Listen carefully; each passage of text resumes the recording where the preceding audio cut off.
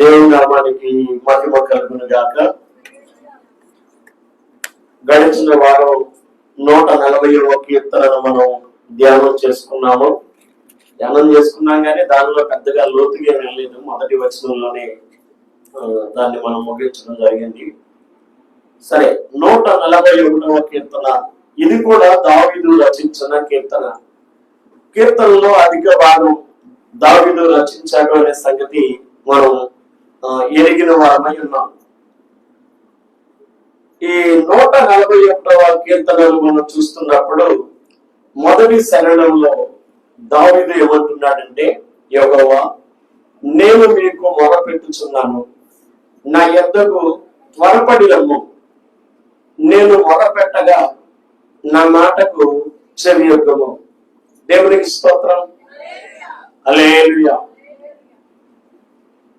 భక్తునికి దేవునికి మధ్య జరుగుతున్న సంభాషణ. భక్తుడైన దావీదు లేదా కీర్తనాకారుడైన దావీదు దేవదేవునితో మాట్లాడుతూ ఆయనకు మొరపెడుతూ ఏమంటున్నాడంటే, నేను నీకు మొరపెడుతున్నానయ్యా, నీవు నా యొద్దకు త్వరగా రాయ్యా, త్వరపడి రమ్ము అని అంటున్నాడు. నేను మొరపెట్టగా నా మాటకు నీవు చెవియొగ్గునైనా అని అడుగుతున్నాడు. దేవునికి స్తోత్రం.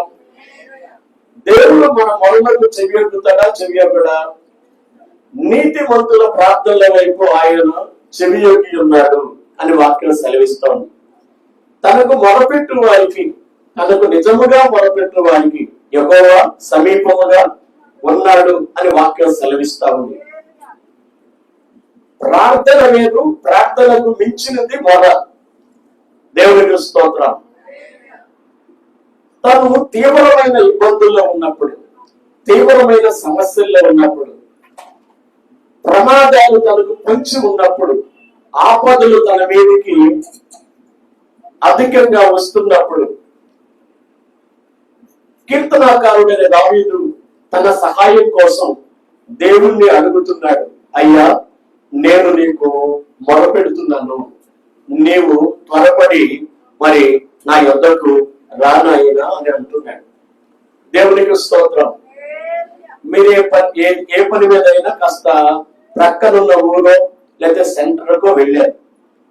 మీ దగ్గర ఫోన్ ఉంది, ఇంట్లో ఉన్న పిల్లల దగ్గర కూడా ఒక ఫోన్ పెట్టి ఏదైనా ఇబ్బంది వస్తే నాకు ఫోన్ చేయండి అని చెప్పి వెళ్ళారు. ఆ పిల్లలు వాళ్ళకి ఏదో భయం వచ్చింది. భయం వచ్చి వెంటనే నీకు ఫోన్ చేశారు. ఫోన్ చేసి కరుణ దీవులకు ఫోన్ చేసింది. దీవెన ఏ బ్యాంకో వెళ్ళింది, లేదా ఎక్కడికో వెళ్ళింది, బజార్కో వెళ్ళింది. కరుణ ఫోన్ చేసి, అమ్మా త్వరగా వచ్చేయండి. ఏంటమ్మా అంటే, కాదు నువ్వు ముందు త్వరగా రా అని ఏడ్చేస్తుంది పిల్ల. ఏడ్చేస్తుందంటే దీవెన పనులన్నీ చూసుకుని అన్ని చక్క పెట్టుకుని తీరిగ్గా వస్తుందా? ముందు అడిగే ప్రయత్నం చేస్తుంది. పిల్ల కంగారు పెడుతుంది కానీ విషయం ఏంటో చెప్పట్లేదు. ఏంటమ్మా ఏమైంది? ఏంటంటే, నువ్వు తొందరగా రా అమ్మా, నువ్వు తొందరగా రా అమ్మా అని అంటుంది. అంటే పనులు ఏమైనా ఉన్నా సరే ఏ పనులు అక్కడ వదిలేసి వెంటనే ఆటో మాట్లాడుకుని చాలా త్వరగా కూతురు దగ్గరికి వస్తుంది. దేవునికి స్తోత్రం. త్వరగా రమ్మంటుంటే అక్కడేదో తొందరలు ఉన్నాయని, అక్కడేదో సమస్యలు ఉన్నాయని, అక్కడేదో భయాలు ఉన్నాయని, అక్కడేదో ప్రమాదాలు పొంచి ఉన్నదని. దేవునికి స్తోత్రం. దావీదు కూడా అనేక మంది శత్రువుల మధ్యలో తన జీవితం ముందుకు కొనసాగుతున్నప్పుడు, ఆయా సందర్భాల్లో అనేక ప్రమాదాలు తన జీవితంలో పొంచి ఉన్నప్పుడు మరి ఎవరో మనుషుల వైపు ఆయన చూడలేదు కానీ ఆయన ఎవరి వైపు చూశాడు? దేవుని వైపు చూశాడు. దేవునికే మొరపెట్టాడు. తన ఆపదలన్నీ తొలగించే దేవుని వైపు మాత్రమే తన జీవితంలో దావీదు చూశాడు. నీ నా జీవితంలో ప్రతిరోజు దేవునితో సంభాషించుట మనం నేర్చుకోవాలి. ప్రతి స్థితిలో దేవునిని స్తుతించుట, దేవునిని ఆరాధించుట, దేవునిని ప్రార్థించుట, దేవునిని కొనియాడుట మనం మన జీవితంలో నేర్చుకోవలసిన వాళ్ళం. ఏ చిన్న సహాయానికైనా దేవుని మీద ఆధారపడటం మనం నేర్చుకోవాలి. ఎప్పుడైనా దేవుడు ఇంత చిన్న విషయానికే నాకు నువ్వు మొరపెట్టాలా అని అంటాడా? ఇంత చిన్న విషయానికే నువ్వు నన్ను అడగాలా, ఎందుకు అడిగా అని అంటాడా? అనడు కదా. నీకు నీ గుండెల నిండా నమ్మకం ఉంటే దేవుడు నేను అడిగేది ఏదైనా నాకు ఆయన చేస్తాడు, నేను అడిగేది చిన్న విషయమైనా పెద్ద విషయమైనా దేవుడు తప్పనిసరిగా నాకు సహాయం చేస్తాడు అనే నమ్మకం నీ గుండెల నిండా ఉంటే నీవు ఆయనను అడగకుండా ఉండలేవు, ఆయనను అడగకుండా ఉండలేవు. దేవునికి స్తోత్రం.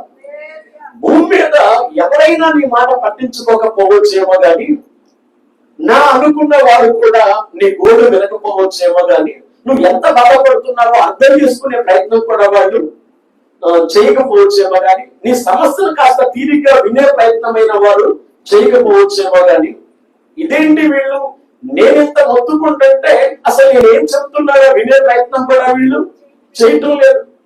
కాస్త ముందు నేను చెప్పేది వినరా వినమ్మా అని అన్నాగానే వినే ప్రయత్నం, నువ్వేం చెప్తున్నావో నాకు తెలుసులే అని చెప్పి వాళ్ళు అర్థం చేసుకునే ప్రయత్నం చేయరు. కానీ దేవుడు నీ సమస్య యొక్క తీవ్రతను అర్థం చేసుకోగలిగిన దేవుడు ఆయన. దేవుని స్తోత్రం. 139లోనే దావీదు అన్నట్లు నువ్వు ఏ స్థితిలో ఉన్నా, ఏ పరిస్థితుల్లో ఉన్నా, ఎక్కడున్నా అది ఆయనకు తెలుసు. నువ్వు కూర్చుంటే తెలుసు, నువ్వు లేచుంటూ తెలుసు. ఆయన చూడండి అనుక్షణము కూడా నీ వెన్నంటి ఉన్న దేవుడు ఆయన. కీర్తనకారుడు మాత్రం ఒక శ్రేష్టమైన అలవాటే తన జీవితంలో చేసుకున్నాడు. ఏంటి అలవాటు అంటే తనకు ఏ కష్టం వచ్చినా దేవునికి మొదలుపెట్టడం ఆయన నేర్చుకున్నాడు. ఇంత మంచి అలవాటు మన జీవితాల్లో మనకుంటే ఎంత బాగుండు. హల్లెలూయా. సహోదరి జీవమణి గారు మన మధ్యలో ఉన్నారు. ఆమె గురించి నేను మీకు ఎప్పుడైనా చెప్పానా? చెప్పలేదా? చెప్పానా? దేవుని స్తోత్రం.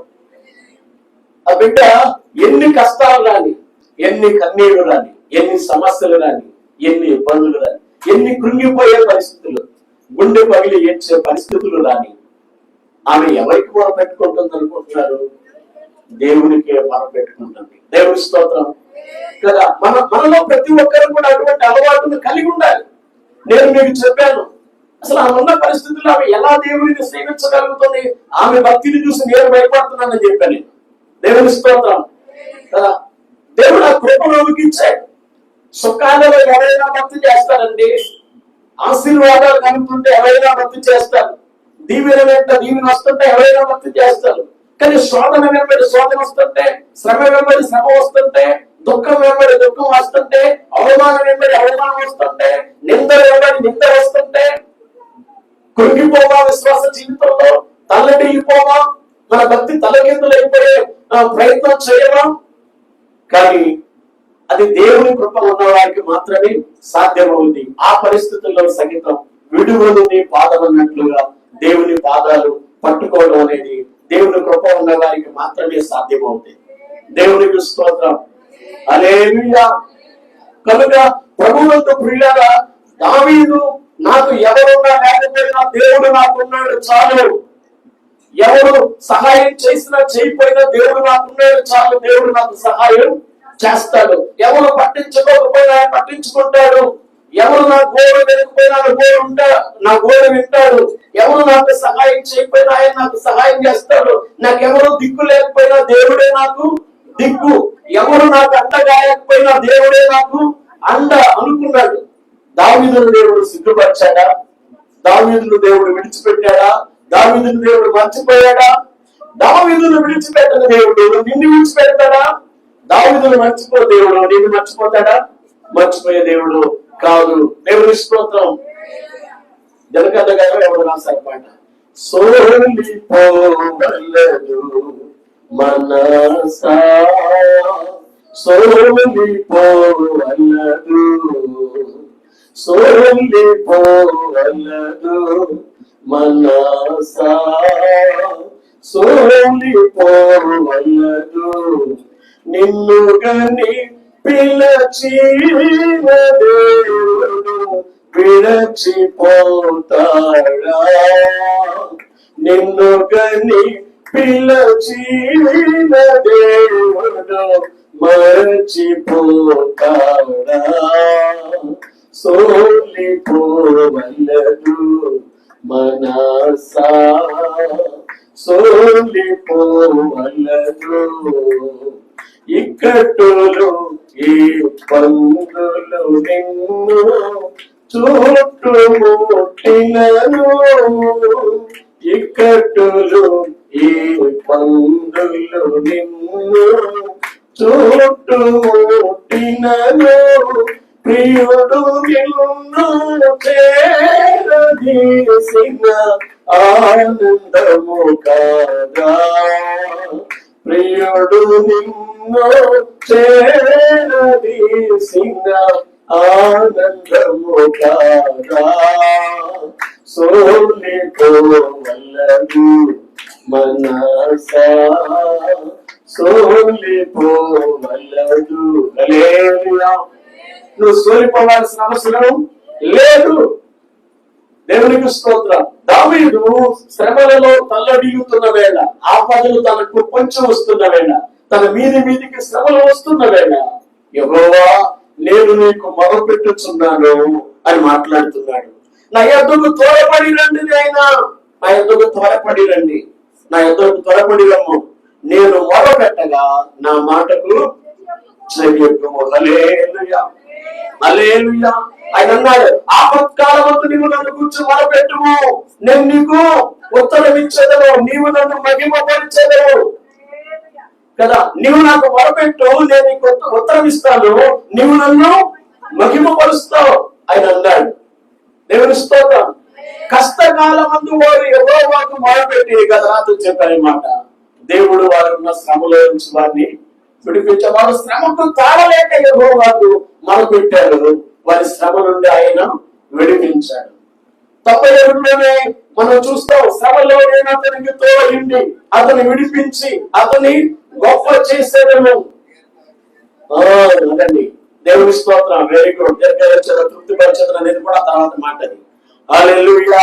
కనుక ఇక్కడ ఈ మాటలు మనం చూస్తున్నట్లయితే 2వ వచనం దగ్గరికి వస్తే, నా ప్రార్థన ధూపము వలెను, నేను చేతులు ఎత్తుట సాయంకాల నైవేద్యము వలెను, నీ దృష్టికి అంగీకారములగును గాక. దేవుని స్తోత్రం. తన ప్రార్థన ఎలా ఉండాలి అని దావీదు కోరుకుంటున్నాడంటే, నా ప్రార్థన ధూపం వలె నీ సన్నిధికి రావాలి, నేను చేతులు ఎత్తుట సాయంకాలపు నైవేద్యము వలె ఉండాలి, నీ దృష్టికి అంగీకారం అవ్వాలి అని దావీదు మరి కోరుకుంటున్నాడు. దావీదు దేవునితో మాట్లాడుచున్నాడు. దేవునికి స్తోత్రం కదా. చిన్నపిల్లలకి స్నానం చేయించిన తర్వాత ఇప్పటికీ కొంతమంది సాంబ్రాణి వేస్తా ఉంటారు కదా. స్నానం చేయించిన తర్వాత అది యాంటీబయాటిక్ అనో మరి ఏంటో ఉద్దేశం నాకు తెలియదు. కానీ ఇప్పుడు నిప్పుల మీద సాంబ్రాణి వేసిన వెంటనే ఎలా ఉంటుంది కదా. అప్పుడప్పుడు కొంతమంది సైకిల్ వస్తున్నారుగా, నేను అప్పుడప్పుడు నా ఎదురుగా చూస్తూ ఉంటాను, వీధులు వెళ్తా ఉంటాను, ఎదురు పాలల దగ్గరికి వస్తూ ఉంటాను. వాళ్ళు నిప్పులు పట్టుకొస్తారు, దాని మీద ఏం చేస్తారు, సాంబ్రాణి వేస్తారు. సాంబ్రాణి వేసినప్పుడు సాంబ్రాణి పొగ పైకి వెళ్తా కిందకి వెళ్తా. దేవుడి స్తోత్రం. ఆ పొగ యొక్క లక్షణం ఏంటి, పైకి వెళ్ళిపోతుంది. దేవుడి స్తోత్రం. చక్కటి సువాసన వస్తుంది, చక్కటి సువాసన. ఉదయ సాయంత్రాల్లో కూడా మరి ధూపం వేయడం యాజకుల యొక్క వంతు. వాడు ధూపం వేస్తూ ఉదయ కాలంలో ధూపం వేయాలి, సాయంకాలంలో ధూపం వేయాలి. ఉదయకాల బలి, సాయంకాలపు బలులు ఉంటాయి, ఆ బలులతో పాటు ధూపం కూడా వేయాలి. వేసినప్పుడు అంటే పాత నిబంధన పద్ధతి ప్రకారం, దీని గురించి నాకంటే అంకుల్ గారికి ఎక్కువ తెలుసు, ఈ బలులు ఈ నైవేద్యాలు వీటి సంగతి ఆయన బాగా స్టడీ చేశారు. దేవుని స్తోత్రం కదా. ధూపం వేసేటప్పుడు ఏ పదార్థాలను వాడాలో, ఏ సుగంధ ద్రవ్యాలను వాడాలో కూడా దేవుడు ఇశ్రాయేలుకు చక్కగా చెప్పాడు. ఏ సుగంధ ద్రవ్యాలు వాడాలి, ఎలా వాడాలి అనేది చక్కగా చెప్పాడు. ఆ ధూపం వేస్తే అద్భుతమైన సువాసన, దేవుడు ఆ సువాసనను ఆగ్రాడిస్తూ ఉండేవాడట. దేవునికి స్తోత్రం. దావీదు కోరుకుంటున్నాడు, నేను చేసే ప్రార్థన, నా ప్రార్థన ఎట్లుండాలంటే ధూపం లాగా నీ దగ్గరికి రావాలి నాయన అని అంటాడు. ఎప్పుడైనా సరే నా ప్రార్థన దేవుడి దగ్గరికి చేరుతుందో లేదో, దేవుడు నా ప్రార్థన వింటున్నాడో లేడో అనే సందేహం మీ జీవితాల్లో అస్సలు రానివ్వద్దు. నా ప్రార్థన దేవుడు వింటున్నాడా లేదా అనే డౌట్ ఏ ఒక్కరు కూడా రానివ్వద్దు. ఏ రూపమైనా కిందికి వెళ్ళిపోతా, పైకి వెళ్ళకుండా పైకే వెళ్తుంది కదా. దేవుడికి స్తోత్రం. అలాగైతే నువ్వు చేసే ప్రార్థన చిన్న ప్రార్థన అయినా పెద్ద ప్రార్థన అయినా నీ ప్రతి ప్రార్థన దేవుడు వింటున్నాడు. దేవుడు వింటున్నాడా లేదనే సందేహం మీకు అస్సలు అక్కర్లేదు. 12 గంటల ఉపవాసంలో మనం ప్రార్థన చేస్తున్నాం. కొన్నిసార్లు 24 గంటల ఉపవాస ప్రార్థన, ప్రతి నెల 1వ తారీఖు 24 గంటల ఉపవాస ప్రార్థన చేస్తున్నాం. ప్రతి నెల 2వ శనివారం మనం ఇక్కడ 12 గంటల ఉపవాస ప్రార్థన చేస్తున్నాం. మన ప్రార్థనలో దేవుడు వింటాడా లేదా? తప్పనిసరిగా ఆయన వింటాడు. దేవునికి స్తోత్రం. నాకు పెద్దగా ప్రార్థన చేయడం రాదు, పక్కనున్న అంకుల్ గారు చేసినట్లు నేను చేయలేను, లేదా పక్కనున్న దీవెన చేసినట్లుగా నేను చేయలేను, లేదా మరొకరు చేసినట్లుగా నేను చేయలేను అని మనం అనుకోవడానికి లేదు. నీ ప్రార్థన నీదే. నీకు ప్రార్థన చేయటం రాకపోయినా నీవేమడగానంటే, అయ్యా నాకు ప్రార్థన చేయటం రాదు, ప్రార్థన చేయటం నీవే నాకు నేర్పించు నాయన. అది కూడా ప్రార్థనే. దేవుని స్తోత్రం అని అడిగితే తప్పనిసరిగా నీకు ప్రార్థన దేవుడు నేర్పుతాడా లేదా? నేర్పుతాడు. అందుకే దావీదు కోరుకుంటున్నాడు, నా ప్రార్థన ఎలా ఉండాలంటే చక్కటి సువాసననిచ్చే ధూపం ఏదైతే ఉంటుందో ఆ నిప్పుల మీద వేయబడిన ఆ సుగంధ ద్రవ్యాలు పోసినప్పుడు అక్కడ నుండి పైకి వెళ్ళే ఆ పొగ ఎలా ఉంటుందో, లేక ఆ ధూపం ఎలా ఉంటుందో, ఆ ధూపం లాగానే నా నుండి వచ్చే ప్రార్థన నీ సన్నిధికి రావాలయ్యా అని అడుగుతున్నాడు. దేవునికి స్తోత్రం. అంత మాత్రమే కాదు, ఏమంటే చేతులు ఎత్తుడు ఎలా ఉండాలంటే సాయంకాలపు నైవేద్యం లాగా ఉండాలి, నీ దృష్టికి అంగీకారం అవ్వాలి అని కోరుకుంటున్నాడు. ప్రియుల ప్రార్థనలు మనం ఎన్నడూ కూడా నిర్లక్ష్యం చేయడానికి వేయలేదు. నువ్వు ప్రయాణంలో ఉన్న ప్రార్థన చేయొచ్చు, నీ ఇల్లు తుడుచుకుంటున్నా ప్రార్థన చేయొచ్చు, నీ అంట్లు తోముకుంటున్నా ప్రార్థన చేయొచ్చు, నీ వ్యవసాయ పనిలో ఉన్న ప్రార్థన చేయొచ్చు, తిమోతి నువ్వు వ్యాపారంలో ఉన్నా ప్రార్థన చేయొచ్చు. దేవుని స్తోత్రం. ఊపిరి సలపని వ్యాపారం ఏం చేయట్లేదు కదా. నేను చూశాను, ఒక ఆయన పెద్ద వ్యాపారం చేసుకున్న ఆయన్ని, బందర్లోనే పెద్దని కాదు, బొప్పాసికాయలు అమ్ముకునే ఆడపిల్లలు చూశాను నేను ఎక్కడ బహుశా రైతు బజార్ ముందు ఎక్కడ చూశాను నేను. బొప్పాసికాయలు అమ్ముకున్నాడు, బైబిల్ చదువుకుంటాను కూర్చొని, బొప్పాసికాయలు పెట్టుకుని బైబిల్ చదువుకుంటారు ఎదురుగా. అరే ఎంత భక్తి వీళ్ళకి అనుకున్నది. దేవుని స్తోత్రం కదా. నేను ప్లాట్ఫామ్ మీద చెప్పులు కుట్టుకుని ఆయన బైబిల్ చదువుతూ ఉంటాను నేను చూశాను. చెప్పులు కుట్టుకుని ఆయనకి ఊపిరి సలపనంతగా చెప్పులు కుట్టే పని తనకు ఉండదు కదా. మిగతా టైంలో చక్కగా పెద్ద గ్లాసులు, మరి ఆయన కాస్త సైట్ ఎక్కువ అనుకుంటా, కాస్త మందపు గ్లాసులు వేసుకుని జాగ్రత్తగా బైబిల్ చదువుకుంటున్నాడు. అది ఎవరో వీడియో తీశాడు ఒక ఆయన. దేవుని స్తోత్రం. హల్లెలూయా. బైబిల్ ప్రేమిస్తే బైబిల్ చదువుకోవచ్చు, అదే సమయంలో ఏం చేసుకోవచ్చు, ప్రార్థన కూడా చేసుకోవచ్చు. ప్రార్థన షాప్ దగ్గర కూర్చుని కళ్ళు మూసుకుని చేసుకోవాల్సిన అవసరం లేదు. నువ్వు ప్రార్థన చేస్తున్నట్టుగా కూడా ఇంకొకటి కనబడాల్సిన అవసరం కూడా లేదు. హల్లెలూయా. అబ్రహాం గారు మీరు కూడా బహుశా మీకు కాస్త అంత ఖాళీ దొరకదు అనుకుంటా. దేవుని స్తోత్రం. షాప్ తీయగానే చేస్తారు, ఓకే. అప్పుడప్పుడు మధ్యలో గ్యాప్ వస్తుందిగా నీ కస్టమర్లు నీ గల్లా పెట్టి ముందు కూర్చుని నువ్వేం చేయాలి? ప్రార్థన చేస్తా ఉండాలి, స్తోత్రం చెప్తా ఉండాలి, బైబిల్ కూడా చదువుతా ఉండాలి. హల్లెలూయా. నీ వ్యాపారంలో ఎప్పుడు గ్యాప్ వచ్చింది అప్పుడు నువ్వేం చేయాలి? ప్రార్థన చేస్తా ఉండాలి. మళ్ళీ కస్టమర్ వచ్చినట్టు వస్తువులు ఇవ్వడం, మళ్ళీ ప్రార్థన చేయడం. నువ్వు పనులన్నీ మానుకుని కూర్చొని ప్రార్థన చేయమని నేను చెప్పడం లేదు. ఆ టైం ఉంది, అది వేరే ఉంది. దేవునికి స్తోత్రం. అప్పుడేమో తెలుసా, నీ గల్లాబెడ్డి దగ్గర నుంచి దూపం సాయి పేసిన దూపం కాదు, కానీ నీ దూపం ఏమవుతుంది, దేవుని దగ్గరికి తిన్నగా వెళ్తుంది. దేవుని స్తోత్రం. హల్లెలూయా కదా. దేవుని స్తోత్రం. నీ ప్రతి ప్రార్థన దేవుడు ఆలకిస్తాడు. నీ షాప్ దగ్గర కూడా ప్రార్థన దేవుడు ఆలకిస్తాడు. మా బంధువు ఒక ఆయన గతంలో ఓ చిన్న షాపు నడిపేవాడు, వస్తే పాన్ షాప్ ఏదో నడిపేవాడు. ఆయన పాన్ షాప్ నడుపుతుంటే మరి ఏం జరిగిందో నాకు తెలియదు, కానీ షాపు ఓపెన్ చేయడమే ఆయనకు మోషన్స్ అయిపోయాడు. అంటే ఆయనకి ఏంటంటే ఎవరినో అడిగితే చేతబడి చేశారన్నారు. విపరీతాలు కుక్క తిప్పుతో లేని వ్యాపారం, చిన్న పాన్ షాపే కానీ దాని మీద 2 ఎకరాల పొలం ఉన్నాడు ఆయన. అంత అసలు కస్టమర్లకు అందించలేనంత వ్యాపారం చేశాడు ఆయన. కొన్నిసార్లు షాప్ డోర్ మూసేసుకుని అందించలేక కూర్చునేవాడు, చేతులు పుళ్ళు పడిపోయాయంట. ఆయన అంత వ్యాపారం చేసేవాడు. ఇక ఆయన నాకు చెప్పింది ఏంటో తెలుసా, షాపు తెరిచిన వెంటనే 2 గంటల ముందు, షాపు తెరవక ముందే డోరు లోపలికి వెళ్ళిపోయి బడ్డీలో బడ్డీ డోర్ క్లోజ్ చేసి 2 గంటలు ప్రార్థన చేశాను. కన్నీళ్ళ నాకు ఇదే ఆధారమైన నా వ్యాపారం నడవాలని ఆయన ఏడ్చి ప్రార్థన చేసుకునేవాడట. ఆ తర్వాత ఓపెన్ చేశాడు. ఓపెన్ చేసిన తర్వాత ఇక కస్టమర్లు విపరీతంగా వచ్చేవాడు. విఐపీలు కూడా వచ్చేవాడు ఆయన దగ్గరికి. చాలా ఆ రోజుల్లో ఉన్న విఐపీలు కూడా ఆయన దగ్గరకు వచ్చేవాళ్ళు. విపరీతమైన వ్యాపారం చేసేవాడు. ఆ తర్వాత కొంతకాలానికి ఏమైందంటే ఒక బలహీనత వచ్చేసిందంట తనకి. మరి అది వాస్తవమో ఏంటో నాకు తెలియదు, కానీ ఎవరో చేతబడి చేశారనే భావన తనకు కలిగింది. తను షాప్ తెలుస్తుంటే చాలు వ్యాపారం చేయలేకపోతున్నాడంట. అప్పుడు ఆయన మరింతగా ప్రార్థన చేయడం మొదలు పెట్టాడు. దేవుడికి స్తోత్రం. దేవుడు దానిని జయించే శక్తి అది ఆయనకి ఇచ్చాడు. ఆయన అధిగమించగలిగాడు. హల్లెలూయా. కనుక మనం ఏం చేయాలంటే ఆ వ్యాపారం నడవటం లేదని కాముగా మనం చల్లబడిపోవటం కాదు. వ్యాపారం నడవకపోతే ఏం చేయాలి? ప్రార్థన చేయాలి. నాకు ఇదేదైనా జీవనాధారం, నా వ్యాపారాన్ని దీవించినైనా ఆశీర్వదించినైనా అని మొరపెట్టాలి. ప్రార్థనప్పుడు దూపంలాగా దేవుని దగ్గరికి చేరద్ది. అయ్యా నేను చేతులు ఎత్తున సాయంకాలపు నైవేద్యం వలె ఉండాలి, నీ దృష్టికి అంగీకారంగా ఉండాలి అని చెప్పి మనం ప్రార్థన చేయాలి. దేవునికి స్తోత్రం.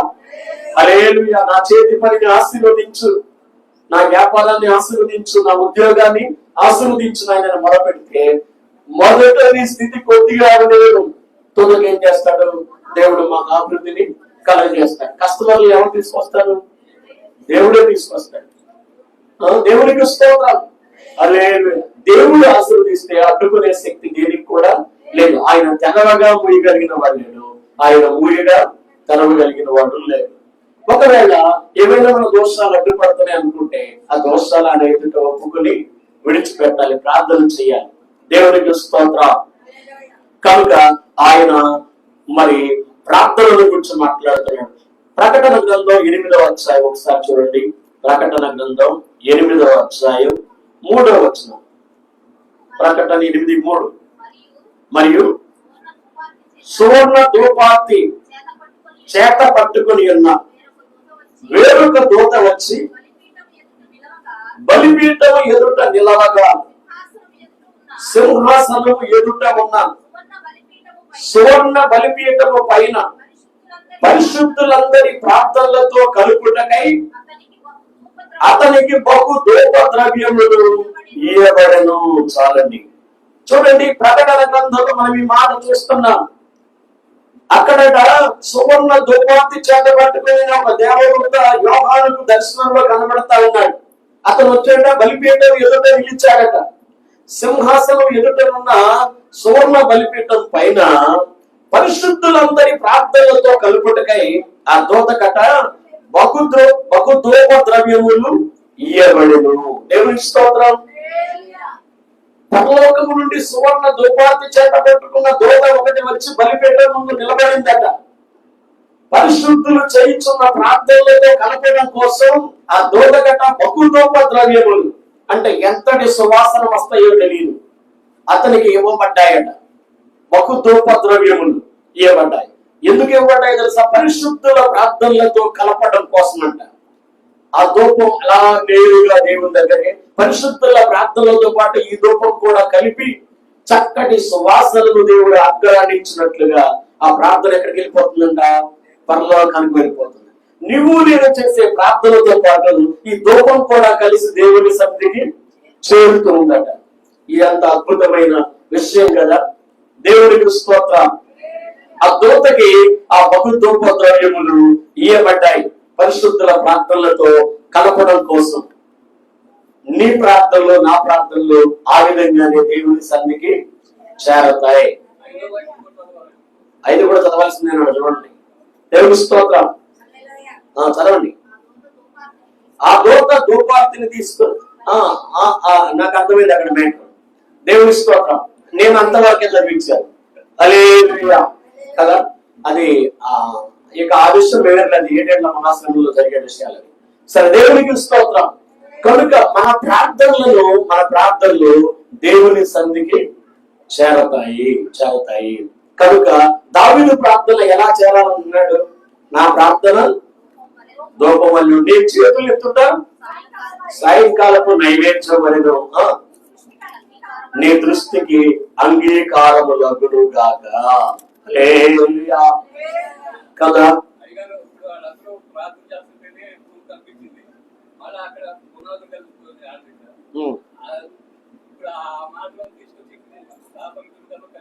అదే దేవునికి స్తోత్రం కదా. వారు ప్రార్థన చేయగానే వారు కూడి ఉన్న చోటు కంపించను. మనం అపోస్తుల కార్యాలు చేస్తామన్నమాట. ప్రార్థన చేసినప్పుడు భూకంపం పుట్టింది. పౌలు చీలల శరసాలలో ప్రార్థన చేసినప్పుడు భూకంపం పుట్టింది. కనుక ప్రార్థనకు ప్రకంపనలు రావడం సహజం. దేవుని స్తోత్రం. ప్రార్థన చేసినప్పుడు పేతురు చెరసాల నుండి బయటకు వచ్చాడు. ప్రార్థన చేసినప్పుడు మనం చూస్తున్నట్లయితే పౌలు శీలలు చెరసాలలో నుండి బయటికి వచ్చారు. దేవునికి స్తోత్రం. కనుక ప్రార్థన అనేక మంది బంధకాల్లో ఉన్న వారిని బయటికి తీసుకుని వస్తుంది. సరే, దావీదు అంటున్నాడు, నా ప్రార్థన దూపంలాగా రావాలయ్యా. నేను చేతులు కూడా సాయంకాలము ఉదయకాలపు నైవేద్యాలు సాయంకాలపు నైవేద్యాలు దేవుడికి అర్పించడం పాత నిబంధనలో ఉన్న విషయమే. సాయంకాలపు బలి అర్పించే సమయంలో ఏలియా ప్రార్థన చేశాడంట. అగ్ని ఆకాశం నుండి దిగి వచ్చింది. దేవునికి స్తోత్రం. కనుక సాయంకాలపు నైవేద్యం వరే నా ప్రార్థన ఉండాలి, నీ దృష్టికి అంగీకారం అవ్వాలని ప్రార్థన చేస్తున్నాడు. ఆ తర్వాత మనం చూసినట్లయితే 3వ వచనం, యెహోవా నా నోటికి కావలి ఉంచును, నా పెదవుల ద్వారములకు కాపు పెట్టుము. నోరు మంచిదైతే అంతేనా? అన్నిటికీ కారణం ఏంటి? దేశాల మధ్య యుద్ధానికి కారణం ఏంటి? నోరే కదా. దేవునికి స్తోత్రం. హల్లెలూయా కదా.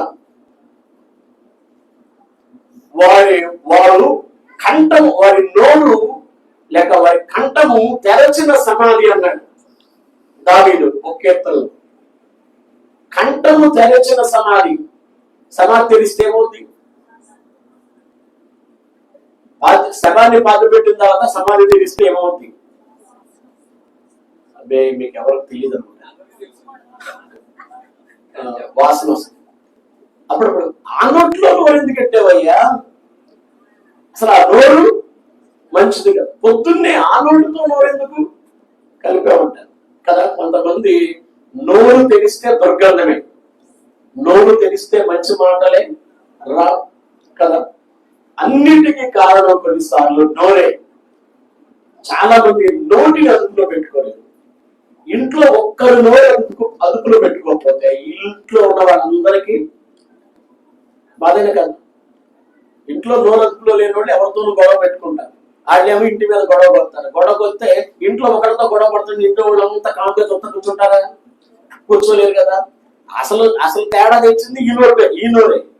కానీ ఎదుటోళ్ళు వచ్చినంత ఇంట్లో వాళ్ళ మీద పోటాడుతూ కూర్చుంటారా? వాళ్ళ కోసం తప్పనిసరి ఎదుటోళ్ళతో మాట గొడవ పడాలి. ఎందుకు తిప్పలో కదా. కొంతమంది పెదవుల ద్వారానికి ఏమి లేదంటే కాపు లేదు, నోటికి అడుగు లేదు. యాకోబు తన పత్రికలో ఒకటే అన్నాడు, కోపించుటకు నిదానించాలి, మాటలాడుటకు నిదానించాలి. దేనికి వేగిరపడాలి? ప్రతి మనుషుడు వినుటకు వేగిరపడాలి, కోపించుటకు నిదానించాలి, మాటలాడటానికి నిదానించాలి. ఒక్కొక్కరు ఉన్నారు, వాళ్ళ నోరు అడుగులో ఉండదు. ఎంత మాట పెడితే అంత మాట అనేస్తారు. ఆ మాట ఎన్ని తెప్పులు తెచ్చి పెడతాం, ఆ మాట వల్ల ఎన్ని ఇబ్బందులు వస్తాయో ఆలోచన చేయరు. నీ నోరే నువ్వు మంచిదానివి అనిపించుకోవాలన్నా నీ నోరే, నువ్వు చెడ్డదానివి అనిపించుకోవాలన్నా నీ నోరే. నీ గౌరవాన్ని పెంచాలి అన్నా నీ నోరే, నీ గౌరవాన్ని పోగొట్టాలి అన్నా నోరే. నోటిని మనం అదుపులో ఉంచుకోవాల్సిన వారమై ఉన్నాం. నీ మాటలు, దేవుడు ఆకాశంలో ఉన్నాడు, నీవు భూమి మీద ఉన్నావు. నీ మాటలు ఎట్లా ఉండాలి? కొద్దిగా ఉండాలి. నీ మాటలు కొద్దిగా ఉండాలి. విస్తారమైన మాటల్లో దోషం ఉండక మానవులు సరదాగా కూడా అబద్ధాలు చెప్పకూడదు. సరదాగా కూడా ఫోన్లు వచ్చిన తర్వాత అబద్ధాలు ఎక్కువైనాయి. వాళ్ళు ఎక్కడో ఉంటారో ఇక్కడే ఉన్నానంటారు. వాళ్ళు రారు, వస్తున్నానని చెప్తారు. వచ్చేసాను, ఇక్కడే ఉన్నాను, ఈ సెంటర్ లోనే ఉన్నాను, ఈ పక్కనే ఉన్నాను. అసలు ఎన్ని అబద్ధాలు! దేవుని స్తోత్రం. మీకు సంగతి చెప్పనా? ఈ ఫోన్లో అబద్ధాలు ఆటల్లో పాస్టర్ గారులు కూడా తక్కువ కాదు. నేను అప్పుడప్పుడు చూస్తూ ఉంటాను. నా ప్రక్కనే ఉండి వచ్చేసాం, ఇక్కడే ఉన్నాం, పక్కనే ఉన్నాం అని చెప్తారు. ఇది ఇంత ఈజీగా ఎట్లా అబద్ధం ఆడుతున్నాను అనుకుంటాను. వాడు బయలుదేరడం అసలు వచ్చేసాక ఇంకా దగ్గరలోనే ఉన్నాడంటారు. ఓరు నాయనో ఎంత అబద్ధాలు అనుకుంటాను. దేవుని స్తోత్రం. అబద్ధాలు కాదని వాళ్ళు అనుకుంటున్నారు, కానీ అబద్ధాలే. అబద్ధాలు కాదనుకుంటే కుదరదా? అబద్ధాలే కదా. బాప్తిస్మం ఇవ్వడానికి ఒక పాస్టర్ గారు కాలం దగ్గర తీసుకెళ్ళాడంటే విశ్వాసం చంకలో ఉన్న పిల్లోడు ఏడుస్తున్నాడంట బాప్తిస్మం తీసుకున్నాము. అడుగు కూర్చొని వస్తున్నాడు అందంట తల్లి. ఎవరితో? పిల్లోడుతో. వాడు ఏడాడుకుంటూ ఉంటాడు. ఈ మాట పాస్టర్ గారు విన్నాడు. అమ్మ నేను నీకు బాప్తిస్మం అన్నాడు. నేను నీ బాప్తిస్మం, నువ్వు అబద్ధాలు ఆడుతున్నావు. అబద్ధాలు ఆడటం లేదు, పిల్లోడికి కూడా అబద్ధాలు నేర్పిస్తున్నావు. నువ్వు బాప్తిస్మానికి పనికిరావు. నువ్వు నిజాలు మాట్లాడినప్పుడే నేను నీకు బాప్తిస్మం ఇస్తాను. నీకు లేదు బాప్తిస్మం అన్నాడు. దేవుని స్తోత్రం. అదేంటంటే ఏదో పిల్లోడిని భయపెట్టిందిలే అని మీరు అనవచ్చు, కానీ దేవుడు ప్రతిదీ లెక్కలోనికి తీసుకుంటాడు. దేవునికి స్తోత్రం. కొంతమంది నోరు విప్పితే అబద్ధం, నోరు విప్పితే అబద్ధం. 10 మాటల్లో ఒక్క మాట కూడా నిజం ఉండదు, ఒక్క మాట కూడా నిజం. అంతేగా. ఇంకోటంటే అబద్ధాలు ఆడేవాళ్ళకంట జ్ఞాపక శక్తి ఎక్కువ ఉండాలంట. ఎవరితో ఏ బద్దం వాడు ఏం చెప్పావో మర్చిపోతే మనకి చాలా తిప్పలు. దేవుని స్తోత్రం. అబద్ధాలు ఆడేవాళ్ళకి మెమరీ పవర్ ఎక్కువ ఉండాలంట. సరే, ఇక్కడ చూడండి దేవుని స్తోత్రం. అలే నాతో ఒక అబ్బాయితో అడు ఎక్కడున్నావంటే పలానా చోట ఉన్నాడు. మరుసటి రోజు ఫోన్ చేసి ఎక్కడున్నావంటే పలానా చోట ఉన్నాడు. అదేంటి రాత్రి పలానా చోట ఉంటా అన్నావు కదా, మరి ఇప్పుడేంటి పలానా చోట ఉంటాడు? లేదు నిన్న కూడా ఇక్కడే ఉన్నాను. మరి నిన్న కూడా ఇక్కడే ఉంటే మరి నిన్న అడిగితే ఏం చెప్పావు? నేను అన్నాను ఇప్పుడు అసలు నీకు అబద్ధం ఆడాల్సిన అవసరం ఏంటి? నిన్ను ఎవరన్నా కొడుతున్నారా? ఎవరైనా ఇబ్బంది పెడుతున్నా? ఎందుకు అబద్ధం చెప్పాల్సిన అవసరమే? అవసరమైన అబద్ధం చెప్పకూడదు. అసలు అయినా నీకు అబద్ధం ఆడాల్సిన అవసరం ఏంటి? నువ్వు ఎక్కడుంటే అక్కడే ఉన్నానని చెప్పు. నువ్వు ఏం చేస్తే అదే చేశానని చెప్పు. ఎందుకు? దేవునికి స్తోత్రం. దావీదు దేవుడిని అడుగుతున్నాడు, అయ్యా నా నోటికి కావలి ఉంచు. కొంతమందికి నోటికి ఏమి లేదంటే కావలేదు. భక్తిహీనులు నా ఎదుట ఉన్నప్పుడు నా నోటికి చిక్కము ఉంచుకుందును అనుకుంటుని.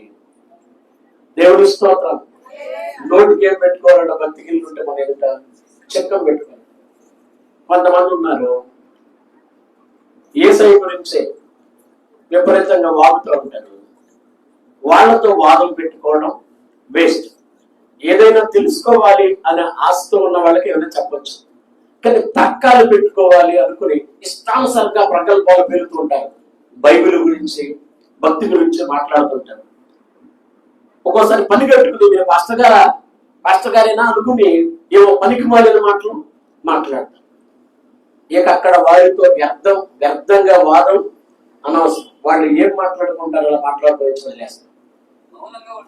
మౌనంగా ఉండాలి అంతే. ఇంకా వాళ్ళతో వాదం చేసే ప్రయత్నం చేయకూడదు. మూర్ఖులతో వాదం ఏమాత్రం కూడా మంచిది కాదు. వాళ్ళు పలికేదంతా వ్యర్థం అని తెలుసు, ప్రతిదానికి సమాధానం చెప్పగలం, కానీ చెప్తే వినే మనసు వారి దగ్గర లేదు.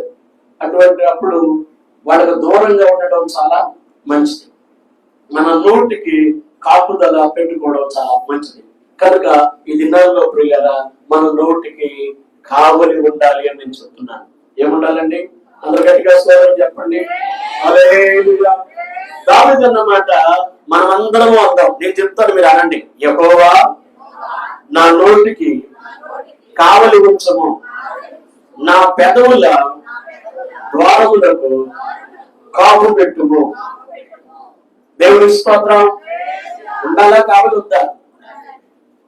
నోటికి కావలి ఉండాల్సిందే. నోట్లో నుండి వచ్చే మాటలు కత్తిపోటు వంటి మాటలు, సూటిపోటి మాటలు, ఎత్తి పొడుపు మాటలు, దెప్పి పొడుపు మాటలు, అసూయతో కూడిన మాటలు కదా, గర్వపు మాటలు. మొదటి సమూయేలు గ్రంథం 2వ అధ్యాయం 1 నుండి చదవండి. మొదటి సమూయేలు గ్రంథం 2వ అధ్యాయం.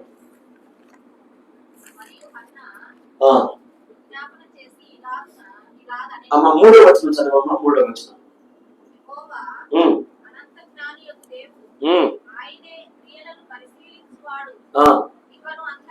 ఇకను అంత గర్వముగా మాటలాడకుడి, గర్వపు మాటలు మీ నోట రానియకుడి. చాలు. దేవునికి స్తోత్రం.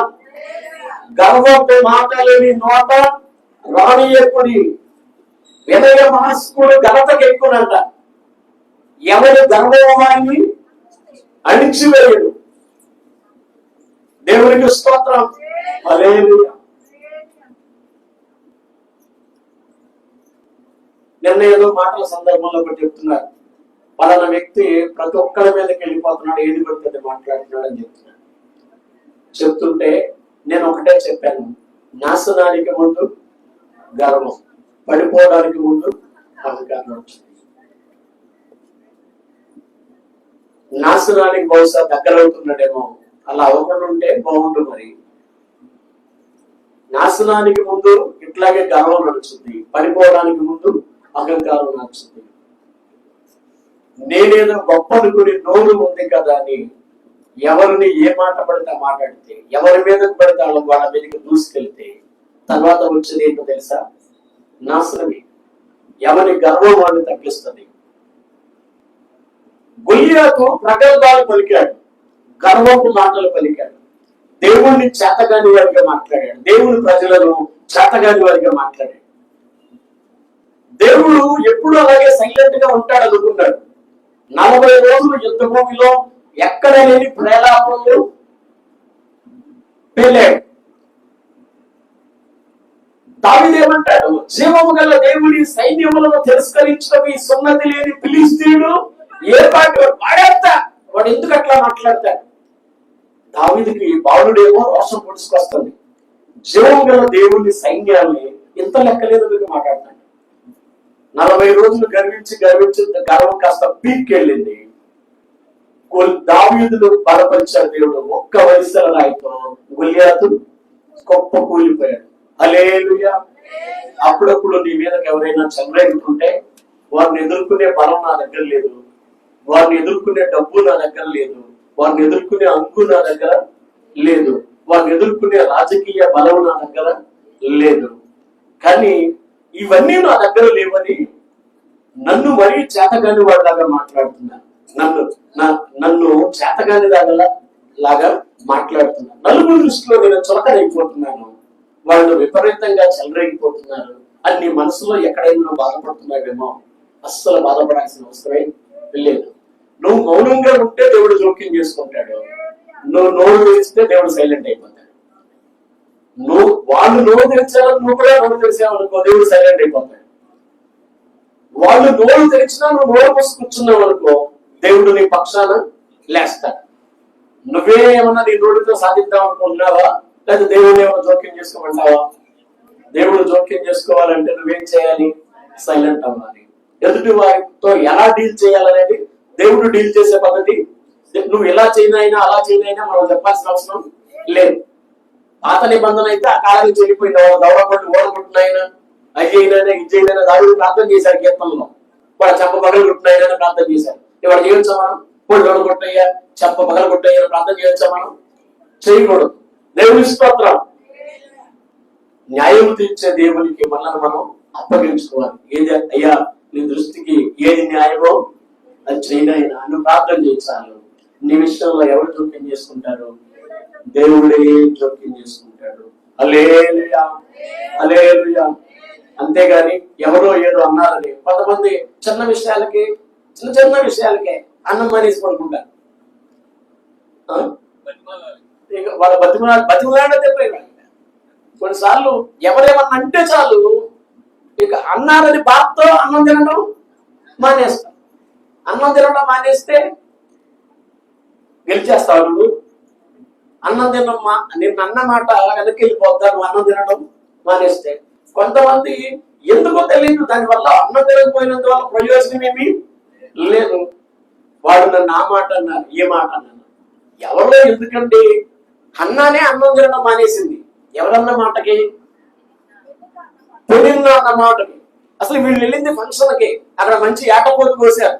గుమ్మగుమ్మలాడే భోజనం. దేవుని మందిరంలో బలి అర్పించడానికి వెళ్ళాడండి. పండగ సమయం అది. షిల్లోహులో పండగకు వెళ్ళారు. చక్కటి భోజనాలు తినే సమయం అది. ఏ టైంలో అనాలో అవతల శత్రువుకి తెలుసు. మంచి ఫంక్షన్ టైంలో దెబ్బకొట్టాలనుకుంది ఎవరో పెళ్ళిన్న. ఈ అన్న అనేది ఊరికే అలుగుద్ది, భోజనం చేయదు. దాన్ని భోజనం తినకుండా ఏం చేయాలంటే ఏదో ఒకటి అనాలి అనుకుంది. టైం చూసి అననే అంది. అన్న భోజనం మానేసింది. ఇక ఏడవడం మొదలెట్టింది. దేవుని స్తోత్రం. భర్త అంటాడు, నువ్వు భోజనం మానుట ఎలా? ఎందుకు మానేశావు? దేవుని స్తోత్రం కదా. నేనేం అనలేదు కదా నిన్ను, నువ్వు ఎందుకు మానేవు అని చెప్పి అతని భర్త ఎవరు? అన్న భర్త. నాకు అర్థం కావట్లేదు. ఎల్కానా. దేవుని స్తోత్రం. అన్న భర్త ఎల్కానా చాలా సముదాయిస్తున్నాడు, చెప్తున్నాడు, 10 మంది కుమారుల కంటే నేను శ్రేష్ఠుడను కాదా? పనికి మారింది, నీకు పిల్లలు లేరు, తిట్టింది. నేను ఎంత బాగా చూసుకుంటున్నాను, నేను ఒక్క మాట కూడా అంటలేదు కదా అంటే అయినా కానీ ఆమె బాధ నివారణ కావటం లేదు. అన్నం మానేసిందంట, భోజనం మానేసి ఏడుస్తుందంట. సరే, మొత్తానికి దేవుడు కార్యం చేశాడు. దేవునికి స్తోత్రం. మీకు సంగతి తెలుసా? నిన్న అన్నవాళ్ళు నువ్వు అన్నం మానేసి పడుకుంటావా? హ్యాపీగా పడుకుంటారు. దేవుని స్తోత్రం. నువ్వు తినకపోవడమే వారికి ఆనందం. నేను తినకుండా చేయటమే నేను తినకుండా చేయటమే వాళ్ళకి హ్యాపీ. అసలు కొంతమంది నువ్వు ఆనందంగా కనబడ్డావంటే వాళ్ళు కళ్ళుగా ఉన్నావు. నిన్ను ఏదో రకంగా బాధ పెట్టాలి. వాళ్ళు ఎన్ని తిట్టినా నువ్వు ఆనందంగా నీ పనులు చేసుకున్నాక వాళ్ళ మైండ్ వెళ్ళిపోతుంది. దేవుని స్తోత్రం. నిన్ను ఎంత బాధ పెట్టాలనుకున్న మాటలు అన్నప్పటికీ కూడా హ్యాపీగా అసలు ఈ జీవితం ఇలా జీవితం వదిలేసి నువ్వు సంతోషం పొంగింది అని పాట పాడుకుంటా నీ పనులు సాగుతుంది. ఏమైందో వాళ్ళ మానసిక వైద్యుల దగ్గర పరిగెత్తాలి. వాళ్ళ మైండ్కి ఏమైందని హల్లెలూయా. అస్సలు పట్టించుకోవాల్సిన అవసరమే లేదు. దేవుడు మన పక్షమందుండగా మనకు విరోధి ఎవరు? హల్లెలూయా, హల్లెలూయా. కొంతమంది మరి సైకో మెంటాలిటీ లేదా సాడిస్ట్ మెంటాలిటీ తెలియదు కానీ ఎదుటి వాళ్ళని అని బాధ పెట్టి వాళ్ళు ఆనందపడతా ఉంటారు. ఎదుటోళ్ళు కృంగిపోతుంటే, ఎదుటోళ్ళు వేదన పడుతుంటే అస్సలు వీళ్ళకి ఎంత ఆనందం అంటే వాళ్ళ మనసు గొప్ప నెమ్మదిగా ఉంటుంది. అటువంటి సైకో బ్యాచ్ అక్కడక్కడ మనకి తారసపడుతుంటారు. ఈ సాడిస్ట్ మెంటాలిటీ కలిగిన వాళ్ళు అక్కడక్కడ తగులుతుంటారు. కనుక నువ్వేమీ కృంగిపోవాల్సిన అవసరం లేదు. దేవునికి స్తోత్రం. దావీదు దేవుడిని అడిగినట్టు మనం కూడా ప్రతిరోజు అడగాలి. నీ నోటి వల్ల ఏ పాపం కూడా జరగడానికి వీల్లేదు. నీ నోటి మాటలు ఎవరికి గాయాలు చేయడానికి వీల్లేదు.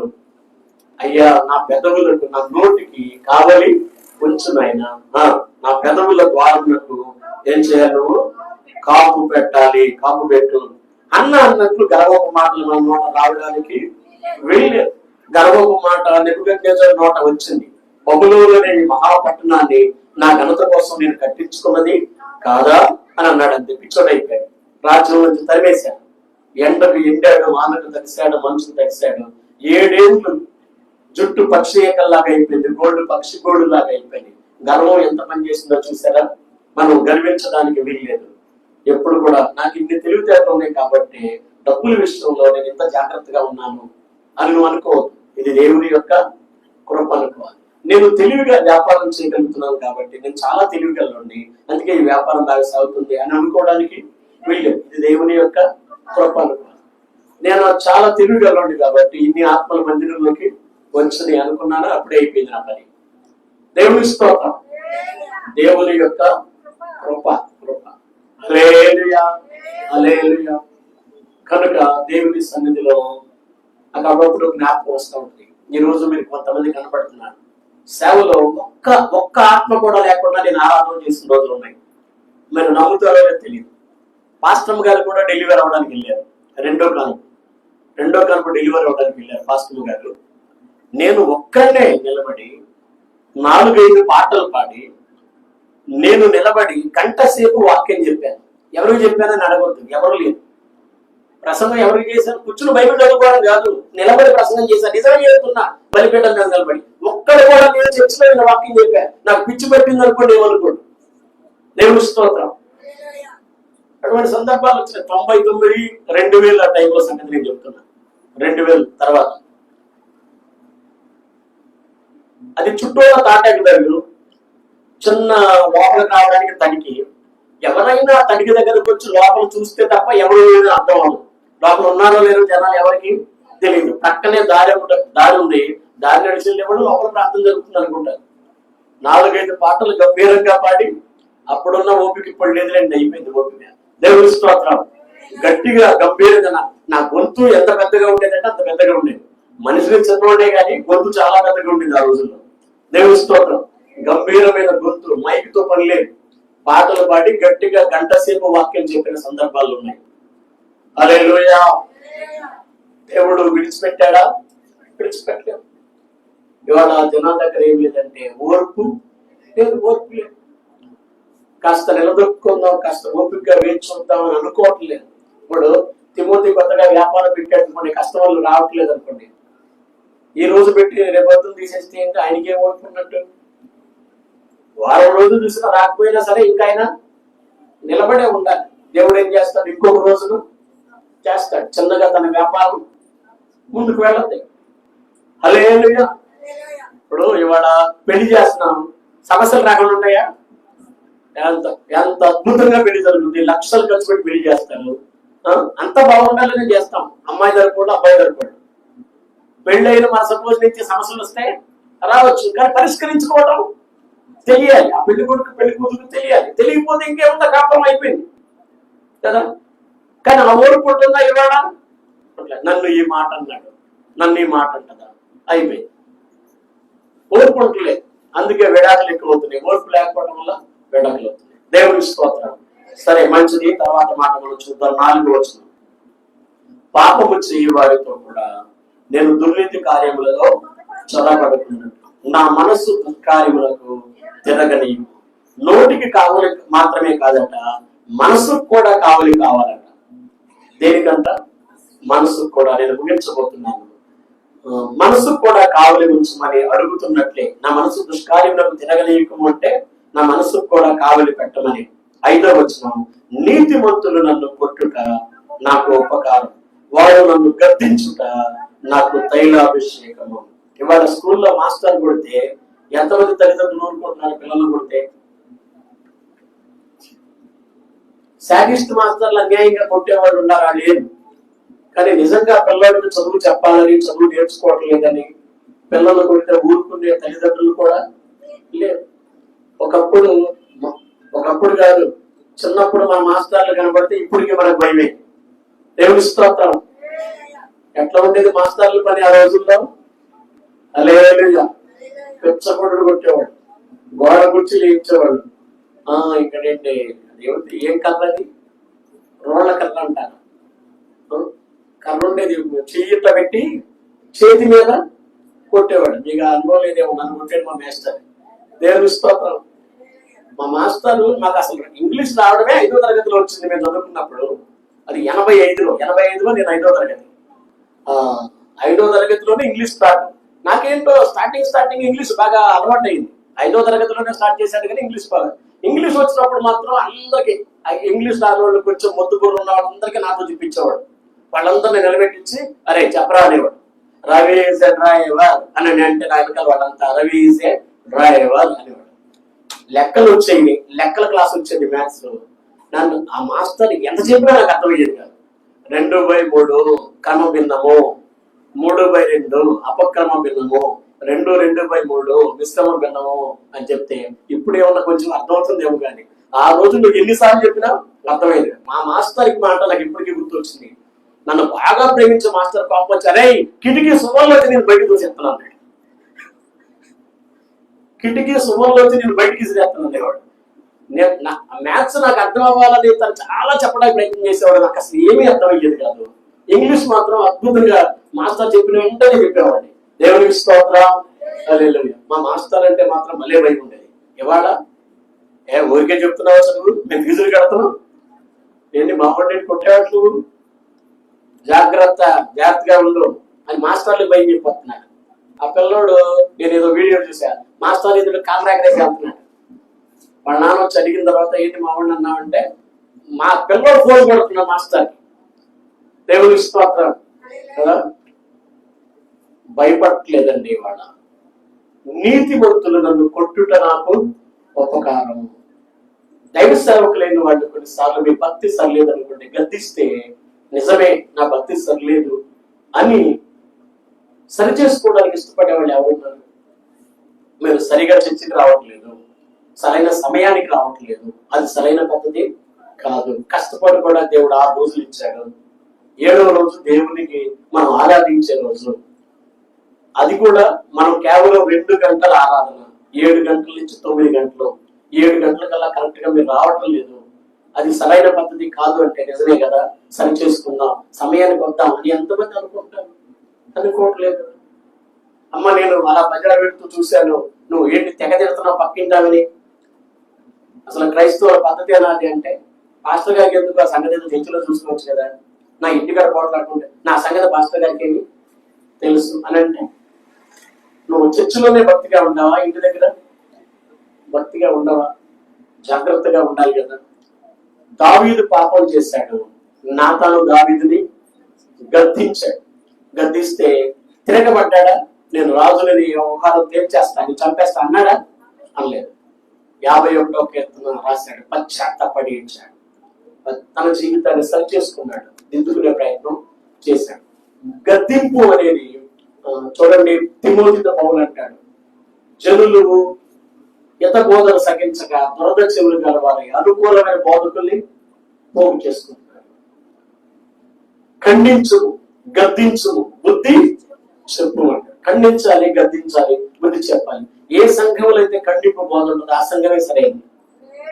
దేవుని స్తోత్రం. ఖండింపు ఉండాలి, గద్దింపు ఉండాలి, బుద్ధి చెప్పడం ఉండాలి, సరి చేసుకునే ప్రయత్నం చేయాలి. దేవుడి మాటలు దీవించుగాక. ఆమేన్.